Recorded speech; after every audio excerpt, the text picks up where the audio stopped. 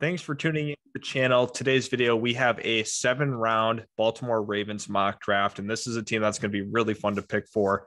A lot of different options with their first round pick. There's not a single guy I think that's clear and obvious when you go and look at go through some of the mocks. It's very tough to kind of decipher what they're going to do with their first pick. I kind of look at some of the needs here. I definitely think, a cornerback 3 is one. Edge is definitely going to be a priority for us. Interior defensive lineman as well. There's a lot of guys that kind of fit the bill for what Baltimore's trying to cover here. So we're going to kind of go spot by spot and try to figure out what is the best course of action. How can we plan this effectively? I look in the corner room. Kaiir Elam's a guy that sticks out, would really fit in nicely to Mike Mcdonald's system. Now, Mike Mcdonald was with the Baltimore Ravens, I believe, for 7 years. He was also at Michigan as a defensive coordinator for 1 season. And, under Wink Martindale, definitely a key piece to his coaching staff. And now we kind of look at number 14 here. How are we going to build upon this defense? This is a team overall roster-wise that is very competitive. They're very tough. They dealt with a lot of injuries last year. So, for me, I'm kind of looking at George Karlaftis as being a tremendous fit into this Baltimore Ravens defense. I think up and down, scheme fit wise, he's going to be a tremendous talent. One of the best run defenders in the entire class, does a really good job utilizing his length. And he's a guy that can be an effective player put in immediately into this system. I love the Baltimore Ravens. I think Eric DeCosta is faced with a very, very difficult decision here at number 14. Interior defensive lineman that you can consider, obviously Jordan Davis, Devontae Wyatt are 2 names to watch on that front. However, I'm going to have a little bit more priority here with the edge rushers. They're going to go quick. And by the time that they're picking at the next selection, I don't feel super confident they're going to get, a guy of the caliber of a George Karlaftis.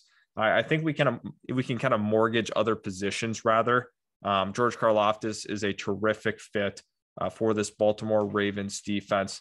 And, we have pick 45 coming up, and I think we're going to have to take a look along that interior offensive line. That's a spot that I do have some question marks on long term. Tyler Smith's a name that definitely jumps out. Dylan Parham's another one from Memphis. He's been a high riser on a lot of people's boards as well. I'm looking in the corner room. There's some definite corners that can help out. Roger McCreary from Auburn, Darian Kendrick, a guy that's been truly battle tested in the SEC.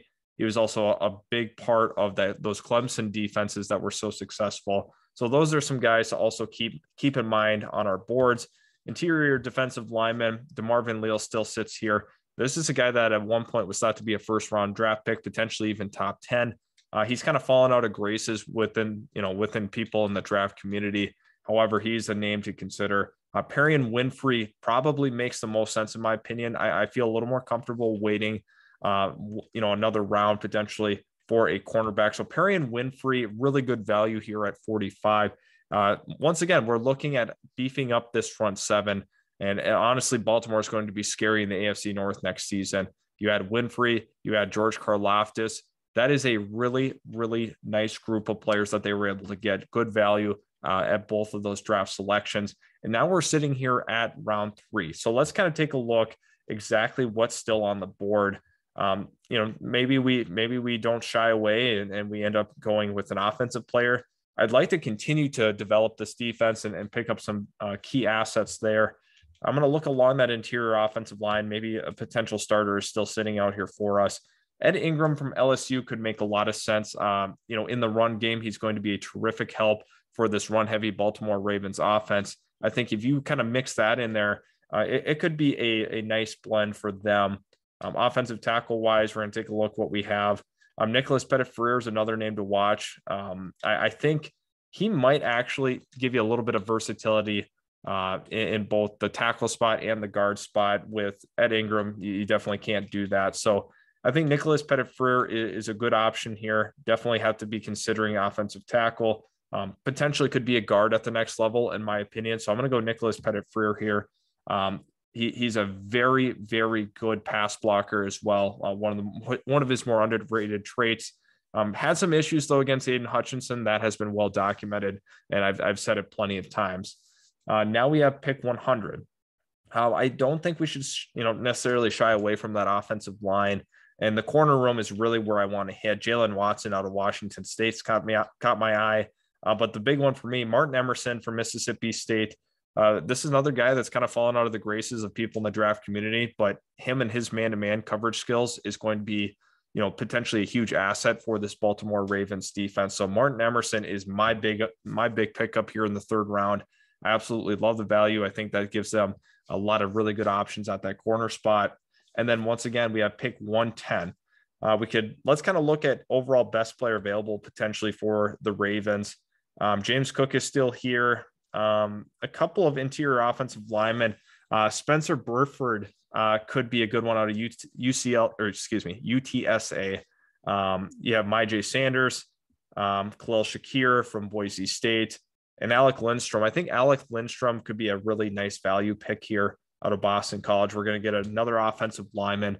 The Baltimore Ravens are really good at making sure that their trenches are shored up, and this draft definitely indicates that. If Eric DeCosta goes in this direction, it would not shock me entirely. Now I pick 119 is kind of where we're sitting at. A couple of our big names went off the board, but Brandon Smith is still available. This is one of the biggest value gets for me. I think he's more of a potential middle of the second round to a third round guy. He's still sitting here in the fourth. I think the value is incredible there. Add to that second level of the defense. Brandon Smith is going to be my pick here for the Baltimore Ravens. Another huge get in this offseason. And now we have 128. We have a lot of draft picks to kind of play with, a lot of different things that we can do. It's going to be kind of tough here. Let's take a look at the wide receiver position. There's a lot of great names here. I'm also going to once again look on that defense. Alex Wright out of UAB could make some sense. I don't want to take him yet. Dane Belton from Iowa, the rangy safety, could be another one. And they also need some depth at tight end. Let's not get that, twisted. Jelani Woods from Virginia or Jalen Weidermeyer. I think we're at one point we might take a stab at Weidermeyer. So hopefully he lasts another couple of rounds. I wouldn't be shocked entirely if they looked edge one more time. Already got some offensive linemen.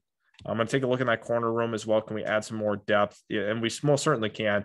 Kobe Bryant from Cincinnati, and one of the more underrated corners in the entire nation, is still sitting here. We're going to take that. It's always good to have depth in that corner room, and I don't think that hurts. They had a lot of injuries to the corners last season, and I see them potentially, kind of protecting themselves. And now in round 4, once again, we have another selection. I am a little nervous about Weidermeyer, how long he would potentially last. We could wait another round, but I think Jalen Weidermeyer is a guy worth reaching on. Was definitely promising heading into this past season. Had quite a bit of disappointment from people in the mock draft community. Definitely did not test as well as people thought he probably would. But Jalen Weidermeyer is one of those project tight ends that's worth drafting. And then once again, we have pick 141. It's crazy the amount of picks that Baltimore has. We're going to draft a depth receiver. Romeo Doubs from Nevada showed me a lot. Him and Carson Strong had a lot of great chemistry. I could see him being the selection here. Justin Ross out of Clemson as well. Romeo Doubs is going to be my pick there for the Baltimore Ravens. So we've been able to address a lot of key needs for this defense. A couple of offensive players that could, potentially carve out some roles. I like what the Ravens actually do have at receiver overall depth wise. So that kind of gets me excited for them. The Baltimore Ravens are in a really good spot. And I'm just kind of curious on, the direction John Harbaugh wants to take it, with Mike Mcdonald as a defensive coordinator. How is that going to change things from a philosophical standpoint? And now we have round 6. We'll take a look at what are some of the best players available. I could see potentially another running back being added into this group, a safety being added to this group, because let me go ahead and take a look at my picks. Definitely need another depth safety. Nick Grant from Virginia is going to be my pick. I think the Baltimore Ravens are in a position where they will be looking for some depth at that safety spot. And it's nice with the amount of picks because you're really putting yourself back in contention into that AFC North. They were super competitive last year, despite all of the injuries holding them back.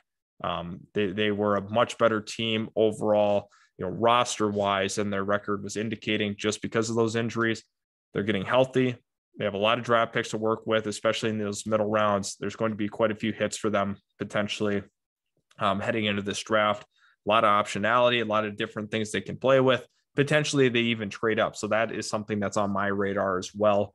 Taking a look at the user picks, Karlaftis in the first round, come back with a guy like Perrion Winfrey, super talented interior defensive lineman. Nicholas Petitfrere is going to give you some optionality, tackle the guard.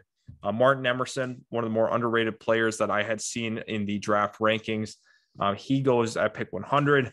And we get Alec Lindstrom, Brandon Smith, Kobe Bryant, Jalen Weidermeyer, Romeo Doubs, and Nick Grant. So Baltimore Raven fans, let me know in the comment section below who was the best pick of this entire mock draft. Please let me know what you think that they will do with their first round pick.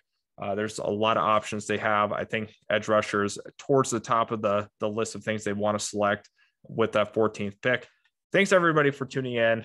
I appreciate all the support. Hit that subscribe button if you are new. Also leave a like on today's video if you did enjoy the comment or the content. Thanks so much for stopping by, and we will catch you in the next video.